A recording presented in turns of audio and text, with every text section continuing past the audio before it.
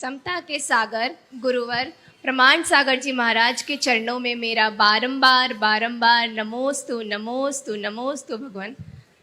मैं 10 साल से ऑस्ट्रेलिया में रहती हूँ महाराज जी, और धीरे धीरे जैसे वहाँ न्यूक्लियर फैमिली रहती है तो समता पेशेंस धीरे धीरे ख़त्म होता जाता है।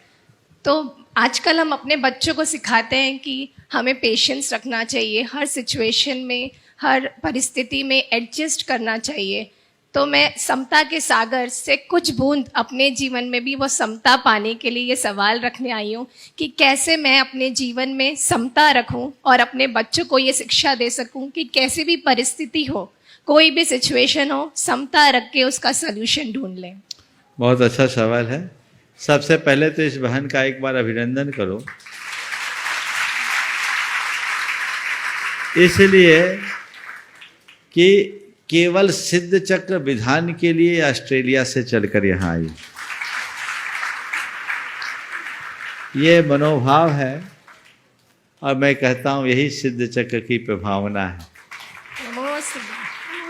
आपने बहुत अच्छा सवाल किया है कि मैं क्षमता कैसे रख सकूं, मन में पेशेंस कैसे आए। आज हर उम्र के लोग इससे पीड़ित हैं, इम्पेशेंस बहुत ज़्यादा है। 4 बातें मैं आप सबसे कहता हूं। अपने हृदय में क्षमता या पेशेंस को बनाए रखना चाहते हो तो सबसे पहली बात सकारात्मक सोचना शुरू करें। सोच को सकारात्मक बना करके चलें। कहीं भी किसी भी प्रकार से नकारात्मकता हम पर हावी ना हो। थिंकिंग पॉजिटिव हो तो एटीट्यूड भी पॉजिटिव होगा, और एटीट्यूड पॉजिटिव होगा तो परिस्थितियों के साथ तालमेल बनाने में हम अपने आप समर्थ हो जाएंगे। तो पहली बात अपनी सोच को सकारात्मक बना करके चले। दूसरी बात कर्म सिद्धांत पर विश्वास रखे या विधि के विधान पर विश्वास रखे। संसार में सुख दुख संयोग वियोग हानि लाभ मेरे हाथ में नहीं है, ये कर्मों और संयोगों के अधीन है। ये उलट पुलट होता रहता है। जो है उसको मुझे स्वीकार करना है, जो घटा उसे मुझे स्वीकार करना है। और जब आप चीजों को स्वीकार कर लेंगे तो कुछ भी गलत नहीं होगा, और स्वीकार तभी कर पाएंगे जब आपको पता रहेगा ये मेरे कंट्रोल से बाहर है। अभी आप लोग यहां बैठे हो, है ना, बहुत कंफर्टेबल तो नहीं होगा। यहाँ सामान से लकड़ी के पाटे मंच पर बैठे हो सकता आज तो मेरे भाग्य का मैं क्या ही बोलूं महाराज जी। आज तो मुझे लग रहा है कि वो YouTube से सब देख देख के, पर आज जो साक्षात देख रही हूँ उसको भावना मुझे एक्सप्रेस करना नहीं आ रहा। बहुत सुंदर। मैं वो बात नहीं कह रहा हूं। यहाँ जितने लोग बैठे हैं बहुत कंफर्टेबल पोजीशन तो नहीं है ना। बैठे हैं, कुछ लोग जमीन में बैठे हैं, जो कुछ भी बिछाई हो गई सो हो गई, ऊपर जो बैठ गए सो बैठ गए। पर आप यहां अपने आप को कंफर्टेबल फील कर रहे हो कि नहीं?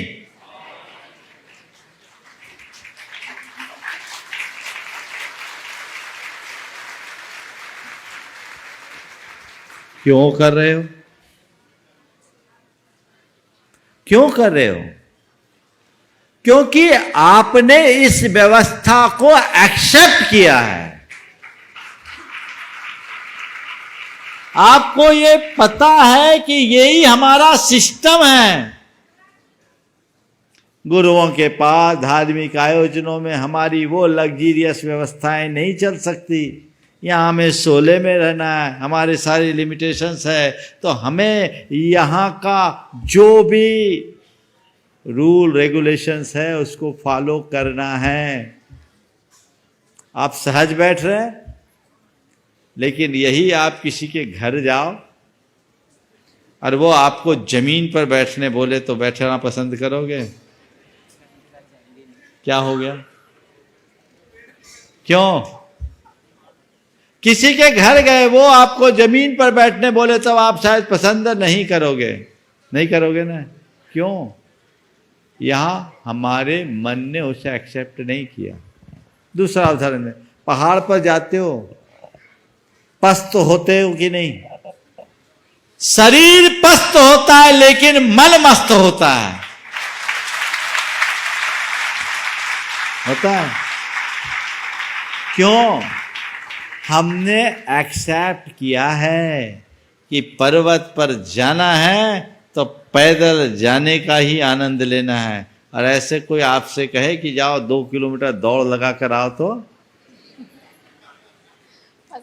तो जब चीजें स्वीकार्य हो जाती है तो हमारे मन में अपने आप एक अलग प्रकार की प्रसन्नता और आनंद देती है। जो व्यक्ति विधि के विधान पर विश्वास करता है वह सब चीजों को अपने आप स्वीकार कर लेता है। सहज स्वीकृति, जो है जैसा है स्वीकार करे, अच्छा हो तो और बुरा हो तो। विधि का विधान, इस पर हमें ध्यान देने की जरूरत है। आपने ये अगर ध्यान में रख लिया तो आपका मन कभी दुखी या बोझिल नहीं होगा। तीसरी बात, निमित्तों से अप्रभावित रहें या प्रतिक्रियाएं कम करें, प्रतिक्रियाओं से अप्रभावित रहने की कला सीखें। हम लोग छोटी छोटी बातों से प्रभावित हो जाते हैं। अभी आपसे कोई अगर एक शब्द बोल दे, मान लीजिए आपने सवाल किया, सवाल तो बहुत अच्छा किया और अच्छा सवाल किया, लेकिन कोई आपके बाजू वाले ने कह दिया कि देखो आई तो कोई और काम के लिए थी और महाराज को कुछ और बता रही है। बुरा लगेगा? नेचुरल है। किसी ने एक अपशब्द कहा, वो हृदय में चुभ गया, कोई इंजेक्शन लगाया था उसने। फिर शब्द क्यों चुभा? शब्द नहीं चुभते, जब लोग शब्द को पकड़ लेते हैं तो वो चुभन देता है। हम जब चीजों से प्रभावित होते हैं वो हमें अंदर से उद्वेलित करता है।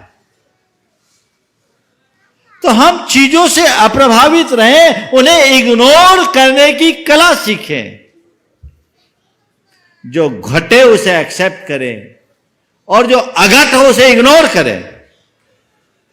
चाहे जैसे शब्द हो, चाहे जैसे प्रसंग हो, कुछ कह दिया, लेट अस गो,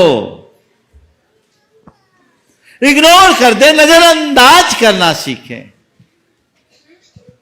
यदि इस तरीके से नजरअंदाज करने में आप तत्पर होंगे तो फिर कहीं कोई दिक्कत नहीं आएगी।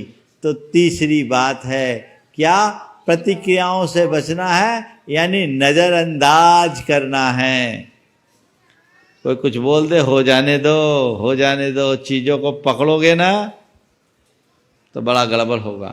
एक बार एक व्यक्ति आया, चलो अब ज्यादा नहीं बताऊंगा। और कितने प्रश्न हैं? हाँ, 4 हैं, तो मुझे चौथी बात पूरी करनी है। तो ये तो प्रवचन फिर होने लगेगा सारे में बात चलिए, लेकिन ये इग्नोर करने की बात अपने अंदर होनी चाहिए। चौथी बात, कभी भी चाहे जैसी सिचुएशन क्यों ना हो, ये सोचो ये थोड़ी देर की बात है, ये थोड़ी देर की बात है, ये थोड़ी देर की बात है। जब थोड़ी देर की बात आएगी ना, क्या ठीक हो जाएगा। आप देखिए, आपको कहीं से कहीं की यात्रा करनी हो, लंबी यात्रा हो, तो आप कहोगे भैया 8-10 घंटे की जर्नी है या रात भर की जर्नी, विदाउट रिजर्वेशन हम नहीं जा सकते। लेकिन एक स्टेशन से दूसरे स्टेशन का डेस्टिनेशन अगर 1 घंटे मात्र का, अरे कोई बात नहीं, 1 घंटे की तो जर्नी है, खड़े खड़े चले जाएंगे, है ना। तो बस ऐसे ही एक सोच मन में होनी चाहिए कि ये थोड़ी देर की बात है, फिर सब ठीक हो जाएगा। थोड़ी देर की बात है, थोड़ी देर की बात है, थोड़ी देर की बात है, ये अगर हृदय में बैठ जाए तो आपके हृदय में धैर्य आएगा, धीरज आएगी। और जिस व्यक्ति के हृदय में धीरज प्रकट हो जाता है वो अपने आप ताकतवर बन जाता है, उसकी क्षमता अपने आप बढ़ जाती है। तो ये 4 दृष्टियां अगर अंतरंग में घटित हो गई तो तय मान करके चलना, आप जो चाहते हैं वह सब घटेगा।